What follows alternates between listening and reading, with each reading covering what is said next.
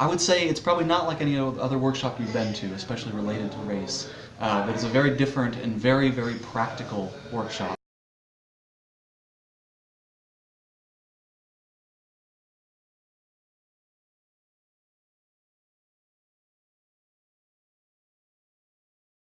Key takeaway: tools for the holiday season with my family. So plan to use some of this stuff there and hopefully keep the conversation open and not so confrontational or just blocked when we get to a place where we can't understand each other's positions.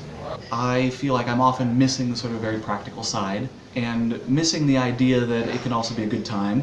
And if it's two things, it's those two things. I am coming away re-energized to continue this work. I now have some concrete, realistic, doable tools that I can use going forward in having conversations with people, and that's huge.